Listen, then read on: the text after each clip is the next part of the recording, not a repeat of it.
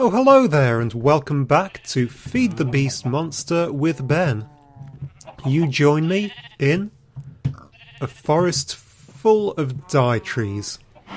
You might remember this from way back in episode 2.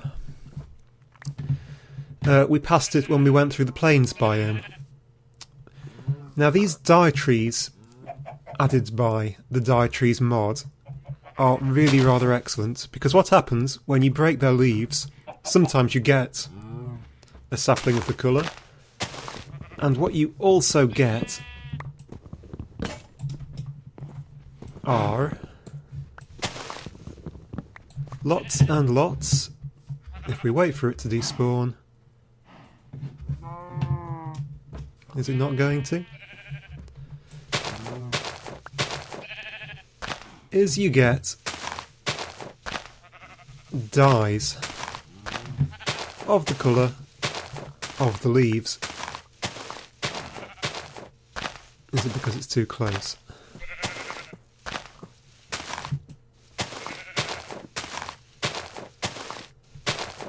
So break off all these orange leaves.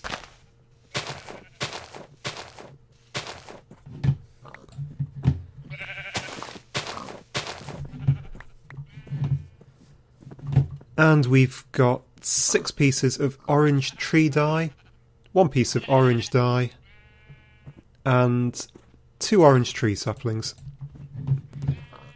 And I think I might even just replant one where the old one was, which was about there.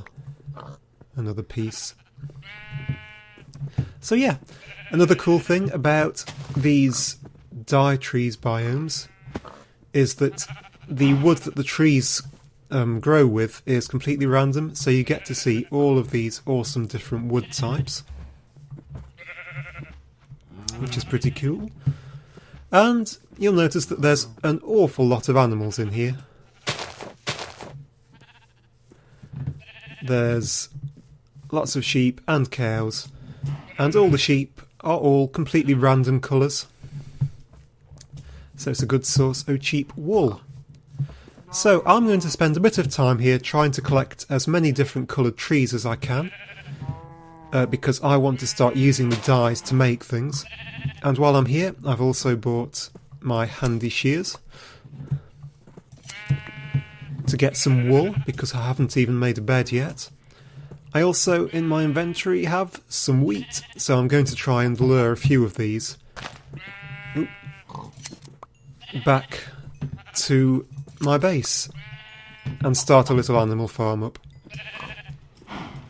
So I'm going to go and do that for a few minutes, and I shall see you in a few. The true fun of Minecraft.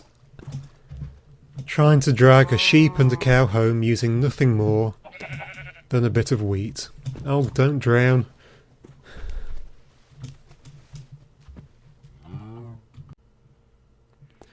Oh, hi there everyone, Ben back, and I'm just here admiring my little farm. I've managed to get a couple of sheep and a couple of cows into this incredibly tiny little pen with a gate. So why is that important? Obviously I'm going to want to start farming wool, and I'm really going to want to start farming leather soon, when I get into the Mistcraft stuff, because that needs a lot of leather. I've also set up a little sugarcane farm just down here in preparation. The farm here's going well. Here's something I didn't know about this overlay. Look, it'll tell you how much growth any crops that you've got actually have, which I think is really useful. Anyway, I'm down here because I want to get something which I hope is in one of my chests. I've been slowly moving everything upstairs, and there it is, a bit of wool. So let's head back up to the tower.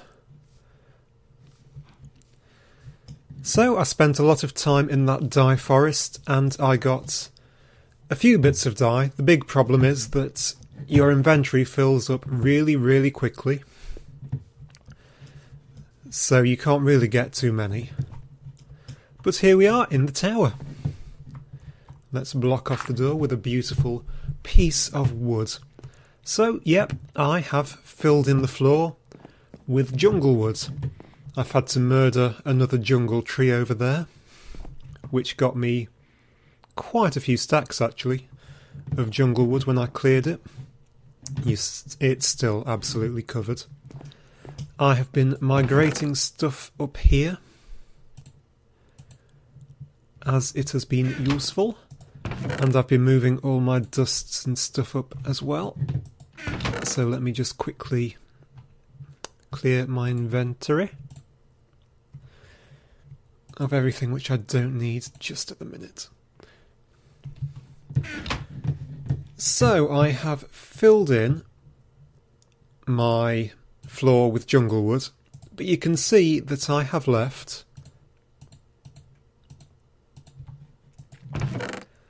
a little loop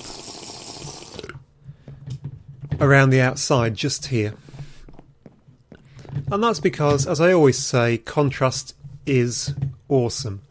I could have just filled the entire thing in with jungle wood, but what I want to do is put in a little loop in a contrasting colour. Now I could have followed the actual line of the circular tower, but I've just brought it in a bit and made it a bit more square. I could have done absolutely any pattern and it would have looked great. Now the question is, how am I going to do it? Well, in Feed the Beast there is a rather awesome mod called Extra Utilities. And what you need is 2 sticks and a piece of string. And what you get is a paintbrush. So what do you use the paintbrush for? Let's get some bricks and some of this dye. You can see I've got all my different trees and dyes and all this fantastic wood that came out of that forest. I want black. Now one thing I haven't done is relit everything up. So F7, you can see I didn't put the torches back in when I knocked them out, and I don't want a creeper appearing right next to me. Thank you very much. Okay, piece of black dye right in the centre. Stone bricks all the way around. And this paintbrush in the bottom. You get 7 coloured bricks. And the paintbrush back, which doesn't lose any damage.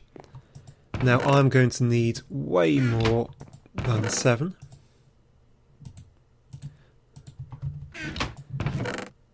So, where did I pick them all up? Yep. So let's make a few of these. Half a stack, that should do it. And just pop these into the hole. Now I could have just done this with black wool, but I felt like messing around with the coloured bricks, because I might put some of these on the outside of the tower as well. Maybe not the black ones, but obviously you've got every colour possible. And I'm just short. So I'll have to fix that up next time, but that looks okay, doesn't it? A nice central pattern. So let's put this rubbish away and think about what I want to do next. Now I'm moving all my stuff up here, so what I want to do is have a place to craft. Now if you have played a modded Minecraft version before, you might know about project benches. And if you've not played a modded Minecraft version before, you're in for a treat. But project benches aren't in Feed the Beast Monster. But there is an alternative. It comes from forestry, and it's called the workbench. with a space in it. Work table even. And all it is a book, a crafting table and a chest. So that's pretty easy to do. I've brought up everything, hopefully, that we should need. We need 3 pieces of paper and 1 piece of leather to make a book. We have a chest left over from downstairs and a crafting table. Crafting table, book and a chest make a work table. Now, where am I going to want to work? I'm thinking of putting everything... I'm probably going to have my machines over there, so we'll just put it over here for now. Here's the work table. Let's click on it. Here's your normal crafting grid, 9 spaces, and the output. Here is a chest where you can just leave things. And if you're crafting something, let's make a furnace for up here. Not out of smooth stone, we won't. If you click in the middle, you can clear it. Okay, sorry about that. If you pick up some... Why do I have so much smooth stone? Cobblestone. And put it around to make a furnace. If I leave this in here, you can see it didn't actually take any when I clicked around. It will actually make furnaces using what's in this buffer. In addition, it's created a furnace here. If I click to clear and click this again, it'll put the recipe back in. So it will remember the last 8 recipes you created, and it will shuffle them down. If I created the recipe for sticks, say, it creates the recipe for sticks. So it will remember the most recent ones you've done. If you want to save one in there long term, just right click on it and it puts a little lock on it, and now that recipe's trapped in there forever. Pretty handy. So let's also add a furnace, because I am going to need to cook some stuff up. So the next thing that I want up here is some proper machinery. And the first piece of proper machinery is the pulverizer. It's part of thermal expansion. It needs some flint, a piston, machine frame, redstone reception coil and copper gears. Lots of bits to make, so I'll need 8 copper and 2 iron, 4 more iron, some glass, some gold, lots and lots of little bits. So I'm going to get cooking that up, and I shall see you in a few. Okay, welcome back. We have been cooking up for a while now to get loads of different ingots. While I've been waiting, I've put in this really rather beautiful doorway so I can get in and out more easily. I've also set up a little farm so that I don't have to keep going all the way down to the bottom of the hill every time I want to eat something. And I've planted 1 or 2 of those dye trees about, just so that I can finish off all my plans for pretty patterns. So, back to pulverizers. What do I need for pulverizers? I think I have everything here. So, back to the work table. First thing up is pistons. And if there's one thing I love this work table for, it's its ability to remember things like pistons, because I always get them wrong.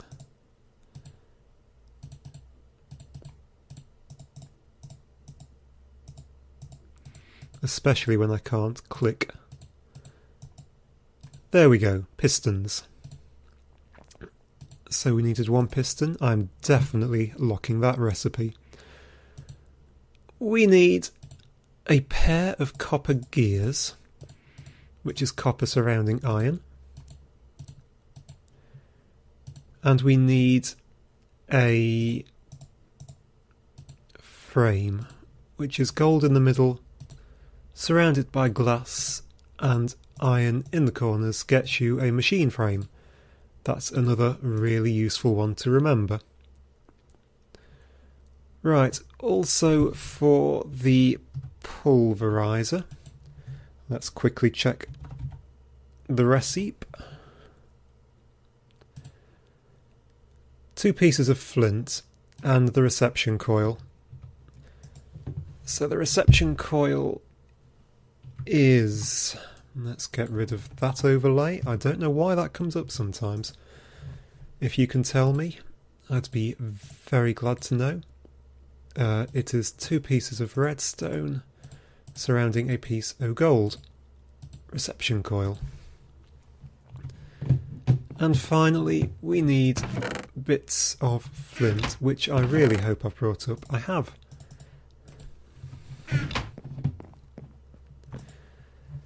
So, clear that. 2 pieces of flint, machine frame, copper gears, reception coil, and a piston. And we have a pulverizer. Now the pulverizer is truly awesome because what it can do, let's put it here, is it pulverizes ores. You place an ore like gold ore in here and out comes 2 pieces of gold dust. So effectively it doubles all the ores you get. Now unfortunately what you need to power it is power, and the power use in a thermal expansion has changed in Monster. It uses RF now, redstone frequency or something, instead of buildcraft energy, which it used to use. And to produce RF, you have to use thermal expansion's own engines, which are called dynamos. Dynamo. So it's redstone, 2 more copper gears, and a transmission coil, which needs a bit of silver. So let's find some of that.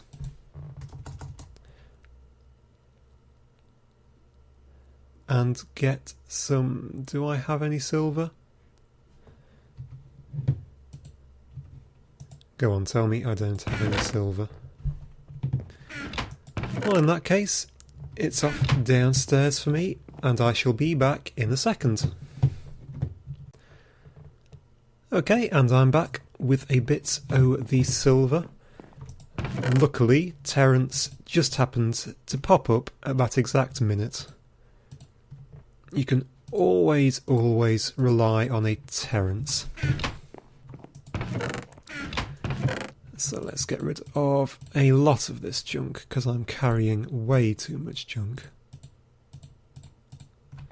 I really need a much better sorting system as well. But that'll do for now.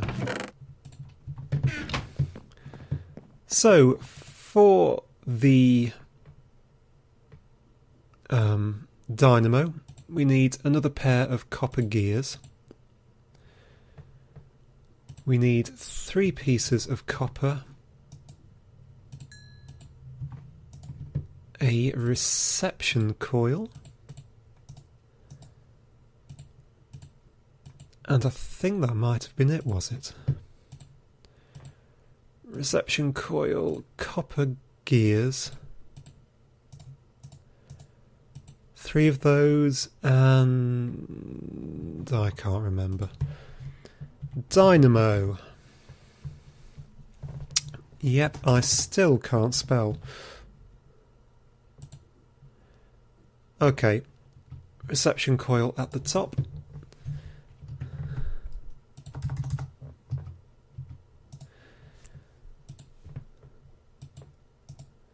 And a piece of redstone at the bottom gets us a steam dynamo. Now the steam dynamo works on steam. I'm going to place it right next to the pulverizer just from now. To power it directly, I am going to move it in a minute. But it works by heating up water using some sort of fuel, which I'm going to make coal. Now you can see I have created a very handy little infinite water source just here, just for now. Right click on that for a bucket of water, right click on the dynamo to fill it. And it can hold 4 buckets of water. And then it's full. If I put a couple of pieces of coal in, you can see it starts automatically, creating 80 RF per tick. It does have redstone enabled or disabled, so it does work automatically without even having a lever or anything next to it.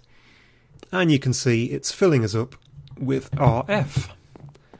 So let's get something to put into it, like gold. Gold's a good thing to have lots of.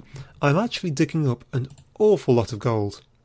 So if I put this in, it sends it through and kicks out pulverised gold. So I can cook that up for 2 gold bars, or in a second I'm going to create a furnace. Now again, this has the same options. You can control it with a lever, so it will ignore a redstone signal, work on low or work on high. And you have this configuration panel. You can see you've got these colours, blue, red, yellow. They match these, blue, red, yellow. And on the sides of them, red and yellow. I'm going to feed things into the top of this soon with a hopper. So for example, I can set the top to blue, and things will now go in the top. That's all it does. I'm also going to send things out the right, which is red at the minute, but I also want to send stuff from yellow, so I can turn that to, and turn this bottom one off, orange. Now anything which comes out either way will go out this side entrance. And the reason there is a one at the bottom is because every so often, when you're pulverising things, something appears in this bottom slot. You've got a chance for a special extra ore. I think when you pulverise copper, you've got a tiny chance of gold. And when you pulverise iron, you've got a tiny chance of ferrous metal. They'll appear there. And you can see that one piece of coal has actually pulverised up most of that stack. So that's really handy. Now what I really want to pulverise up is lead, because now we can pulverise lead. Before, in thermal expansion, you had to use the redstone energy conduit, which required a lot of special stuff to make. Or you could use the buildcraft pipes to move energy about. But now you can't use buildcraft energy because they don't produce buildcraft energy, so you have to use their own type of pipes. But they don't make you use the redstone energy conduit straight off. There is a cheaper form, which is called leadstone energy conduit. And there's also leadstone energy cells, which are really cheap to make. And the only difference is that everything carries less energy and stores less energy. So here's leadstone energy conduit. It is redstone, 2 pieces of lead, glass, and you get 6 energy conduits. There's also a leadstone energy cell, which is more copper. You can see how copper runs out really, really quickly in this version. Around an energy cell frame and a conductance coil, and the energy frame is just lead, glass, and a redstone block. So it's all fairly cheap stuff to make. We are also going to look at making the redstone furnace, which is right here, which is once again copper gears. So we're going to need to dig up a lot more copper than we're getting. Another machine frame. This one needs bricks, so we're going to have to find some clay for next time. But apart from that, it's really, really easy. So that will be my job for next time. I'm going to get rid... Oh, my dye trees have grown. That's fantastic. I'm going to harvest up these dye trees and get rid of some of this stuff, because I'm going to need a lot of charcoal to keep all these things running. Then I'm going to go off in search of clay to make... Oh, the rain started. I'm going to be searching for clay to make the rest of my machines, and then I'm probably going to start looking at building a Mistcraft age. That's why I wanted the cows, to get leather to make the leather books that we're going to need to make them. But all that's for next time, so for now, thank you very much for watching again, and I shall see you then.